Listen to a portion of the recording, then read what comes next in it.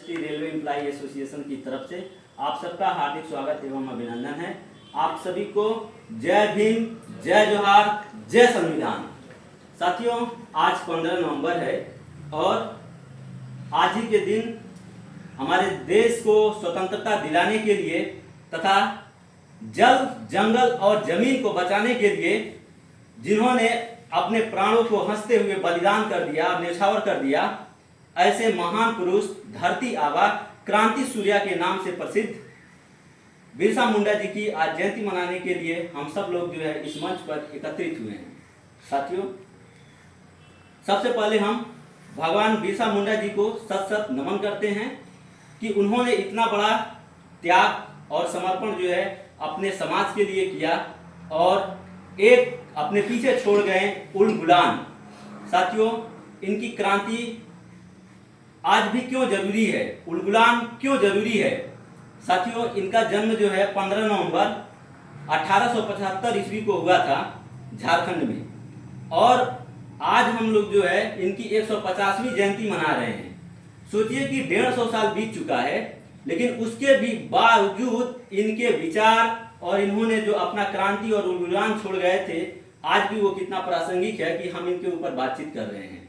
साथियों, बहुत सारे लोग हैं जो हमारे महापुरुषों के ऊपर आते हैं और फूल माला चढ़ा करके चले जाते हैं, लेकिन उनके विचारों पे बात नहीं करते हैं। मतलब ये हुआ कि गले में माला तो दे देते हैं, लेकिन हमारे महापुरुषों के विचारों पे ताला लगा देते हैं। हमें ये चीज नहीं करना है, क्योंकि बाबा साहब भीमराव अंबेडकर जी हमेशा कहा करते थे कि मुझे मूर्तियों में मत ढूंढो, मुझे किताबों में ढूंढो। मुझे पूजने की बजाय मुझे पढ़ने की जरूरत है। मैं मूर्तियों और तस्वीरों में नहीं मिलूंगा, मैं हमेशा किताबों में मिलूंगा। मेरे विचारों को पढ़ो, समझो, उसके बाद ही तुम्हारा भला होगा। मुझे पूजने की बिल्कुल जरूरत नहीं है। सेम वही चीज साथियों, अगर आज हम लोग पुष्प अर्पित करके चले जाएं, लेकिन बिरसा मुंडा जी ने क्या किया था और इनका योगदान समाज के लिए क्या था, अगर हम उस पर बात ना करें तो शायद आज का ये कार्यक्रम अधूरा रह जाएगा। आखिर ऐसा क्या कर दिए थे बिरसा मुंडा जी, जिनके लिए आज भी हम लोग जो है 150 साल के बाद आज हम लोग इनको याद कर रहे हैं। तो साथियों, इन्होंने जल, जंगल और जमीन की लड़ाई के लिए लड़ा था। आज जल की स्थिति क्या है सब लोग को पता है। बोतल में भर भर के हम लोग पानी पीते हैं। किसी भी सामान्य नल से पानी नहीं पी सकते, कुएं से पानी नहीं पी सकते। उस पानी को प्रदूषण फैलाने का काम किसका है? वो हम ही लोगों का है, हम सब लोग का है।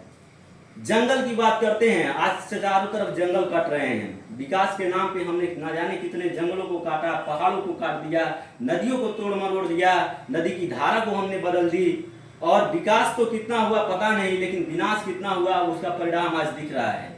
बढ़ता हुआ हीट वेव देख लीजिए। अभी 2 दिन पहले का मैसेज देखिए आप, दिल्ली जिस तरीके से वहाँ एयर क्वालिटी इंडेक्स उसका बढ़ा है, 1100 से ऊपर पहुंच गया। मतलब इतनी जहरीली हवा कि 2-3 दिन अगर आदमी खुले में रह जाए तो मर जाएगा।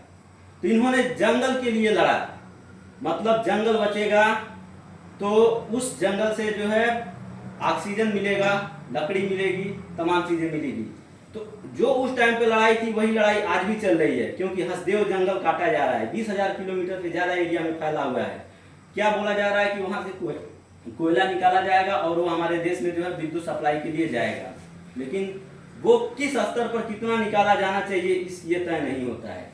तो जंगल की लड़ाई उस समय भी थी, जंगल की लड़ाई आज भी है। जल की लड़ाई उस समय भी थी, जल की लड़ाई आज भी है। जमीन के लिए लड़े थे, क्योंकि उस समय इनके जमीनों पर कब्जा जिसका था वो दिकू, जो बाहर से आ गए थे, विदेशी थे, उनको ये दिकू बोलते थे और बोलते थे कि दिकू आकर के हमारे क्या किए, जमीन पर कब्जा कर लिए। साथियों, जो लोग थोड़ा बहुत भी इतिहास पढ़े होंगे उनको पता होगा कि सबसे पहले आर्य लोग भारत में आए और यहाँ के लोगों को जो है मार काट किए और गुलाम बनाना शुरू कर दिए। उसके बाद से कहानी शुरू होती है और अंत में सबसे जो आते हैं वो अंग्रेज आते हैं। तो अंग्रेज क्या करते हैं, एक तरफ सबको जो है गुलाम बना लेते हैं। अंग्रेज जमींदारों के ऊपर जो है अपना एक तरह से बोले कि उनको गुलाम बनाते हैं और जमींदार जो है फिर क्या करते हैं, आदिवासी, यहाँ के मूल निवासी, किसान, मजदूर, कामगार सभी को जो है गुलाम बना के रखते हैं। मतलब जो यहाँ के मूल निवासी थे, आदिवासी थे, खेत खलिहान मजदूर में काम करने वाले लोग थे, वो लोग जो है दोहरी मार से झेल रहे थे। एक तरफ जहाँ पे जमींदार थे वो इनको जो है इनके ऊपर ज़्यादा से ज़्यादा कर लगा करके इनको लूट रहे थे, तो दूसरी तरफ अंग्रेजी सेना कर रही थी। उसी बीच में जो है एक गुलाम लेकर के आते हैं, वो बिरसा मुंडा बोलते हैं ये चीज़ ज़्यादा दिन नहीं चलेगा, हम अपनी जंगल जमीन और अपनी संस्कृति की रक्षा के लिए जो है एक गुलाम करेंगे, और उस गुलाम का नाम देते हैं मुंडा विद्रोह। और शुरू होता है एक मुंडा विद्रोह। और अपने लोगों से क्या बोलते हैं उसको मैं कुछ शब्दों में बोलना चाहता हूँ। बोलते हैं कि जल जंगल और जमीन, चारों तरफ दुश्मन की नजर, आवाम के लोगों को लगा अब हमारी जिंदगी यही है, लेकिन धरती आबा ने उन्हें रोका और बोला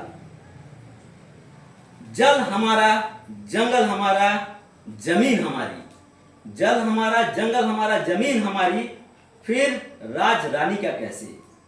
रुको चलो लड़ते हैं, रुको चलो लड़ते हैं, एक उलगुलान करते हैं।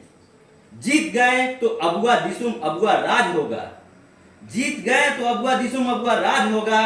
हम जानते हैं हम हारेंगे नहीं, हमारी मजबूती हमारी जीत, हमारी सत्यता हमारी पहचान। चलो करते हैं उलगुलान, चलो करते हैं उलगुलान, चलो लड़ते हैं, जीतते हैं और अपनों को सौंपते हैं उनका राज जो उनसे छीन लिया गया है। चलो सौंपते हैं उनका राज जो उनसे छीन लिया गया है। चलो अबुआ दिसुम अबुआ राज, जय जोहार, जय भीम, जय संविधान। तो साथियों इस तरीके से वो सोचिए कि लोगों के अंदर कितना उत्साह भरते हैं, और अपने आखिरी और अंतिम शब्दों में क्या बोलते हैं कि मेरी गिरफ्तारी हो चुकी है। 25 साल के बहुत ही कम उम्र में जो है ये इतना बड़ा क्रांतिकारी थे कि 25 साल के कम उम्र में इतनी सारी लोगों को एकजुट करते हैं, समाज को लड़ने के लिए जागरूक करते हैं और अपनी संस्कृति को, जल जंगल और जमीन को बचाने के लिए लड़ाई लड़ते हैं। और अंत में अपने अनुयायियों के क्या बोलते हैं कि जब तक मेरी शहादत नहीं होगी, मतलब जब तक मैं शहीद नहीं हो जाऊंगा, देश के लिए अपना बलिदान नहीं दे दूंगा, तब तक तुम लोगों को कुछ मिलेगा नहीं। मेरे मरने से तुम लोग कभी निराश मत होना, मैंने तुम्हें हर एक वो चीज दिया है, हर अस्त्र शस्त्र और बुद्धि दिया है, और हर एक मंत्र जो तुम लोगों को दिया है जिससे तुम लोग आजाद होकर के जी सकते हो, जिससे तुम अपनी जड़ जंगल और जमीन की हिफाजत कर सकते हो। इस तरह से वो लोगों को बोलते हैं, और फिर उनके अनुयायियों की आंखों में आंसू आ जाता है और पुलिस इनको जो है पकड़ करके लेके चली जाती है, और धीरे धीरे स्वीट पॉइजन दे करके, मतलब जहर दे करके मारा जाता है, और अंत में जो है ये 9 जून 1900 ईस्वी को उनकी मृत्यु हो जाती है। लेकिन साथियों बिरसा मुंडा की जो लहू का उनका एक एक कतरा जो है उनके लोगों के काम आता है, यहाँ के मूल निवासियों आदिवासियों के लिए काम आता है। और साथियों उसके बाद सरकार जो है झुकती है, बेगार जो कराने की प्रथा उस समय चल रही होती है मजदूरों से, कि उनसे काम तो लिया जाता था लेकिन उनका दाम नहीं लिया जाता था, उस चीज़ को जो है वो सरकार वापस ले देती है, क्योंकि अंग्रेजी सरकार को पता चल गई थी कि अब ये बिरसा मुंडा सिर्फ अकेला एक इंसान नहीं है, उसके क्रांति से निकले एक एक चिंगारी जो लोगों को तक पहुंची है, वो हर एक में बिरसा को देख रहे थे, हर एक उनके अनुयायी में उनको बिरसा नजर आ रहा था। तो वो समझ गए कि हमको अगर सत्ता में बने रहना है तो इनको इनका जड़ जंगल और जमीन को वापस करना पड़ेगा। पहला ये शर्त को मान लेते हैं। दूसरा क्या बोलते हैं, जितने भी उनके जमीनों पर कब्जा होता है उन सभी बाहरी लोगों को भगाते हैं और इनके जमीन को फिर से इनको वापस करते हैं। इनके जो सामाजिक कल्चर रहता है, संस्कृति रहती है, उस संस्कृति के साथ कोई छेड़छाड़ नहीं होगा ऐसा आश्वासन देते हैं और बाकायदा कानून बनाते हैं, और कानून बना करके सौंप दिया जाता है। और ये 1902 में होती है, उनके मृत्यु के 2 साल बाद। इसी तरीके से और भी जितने दिक्कू होते हैं वो किसी भी तरह से आकर के इन मुंडाओं के जमीन पर कब्जा नहीं करेंगे और दोबारा से आकर के इनके जंगल में नहीं बसेंगे। इस तरीके से उनको सारी संरक्षित मिल जाती है। तो साथियों इस तरीके से बिरसा मुंडा का ये मैं छोटी सी एक कहानी बताने की कोशिश किया हूँ, क्योंकि समय का बहुत अभाव है। इस अभाव में मैं इतना कुछ बताया हूँ। अब हमें बिरसा मुंडा से सीखने की ज़रूरत क्या है? बिरसा मुंडा से सीखने की ज़रूरत ये है कि 150 साल पहले ये सारी चीज़ों की घटनाएं हो रही थी।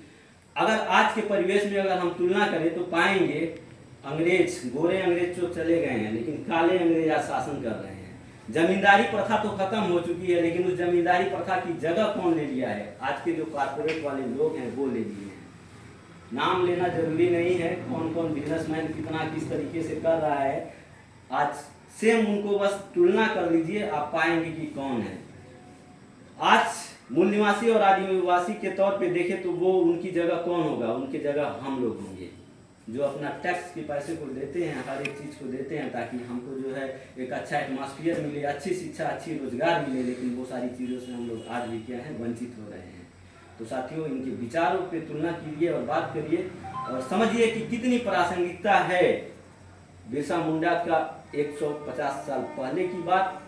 अगर आज बिरसा मुंडा जी होते तो सोचिए कि सबसे पहले जो है वो किसके लिए उलगुलान कर रहे होते। मुझे लगता है कि सबसे पहले वो हसदेव जंगल बचाने के लिए लड़ाई लड़ रहे होते। जिस तरीके से ग्लोबल वार्मिंग का सिचुएशन आ रहा है और पूरी हीट वेव बढ़ रही है, इस चीज़ को कम करने के लिए उलगुलान कर रहे होते और लोगों के बीच में एक संदेश दे रहे होते। जिस तरह से पानी पीने के लिए साफ पानी नहीं मिल रहा है, उस चीज़ पे वो कर रहे होते। और नदी पहाड़ झरना पर्वत जिस तरह से काटे तोड़े मरोड़े जा रहे हैं, उस पर वो काम कर रहे होते। तो साथियों, इन्हीं सब वाणी के साथ मैं अपनी वाणी को विराम देता हूं और फिर से एक बार से बोलता हूं, उल गुलाम, जय जोहार, जय भीम, जय संविधान।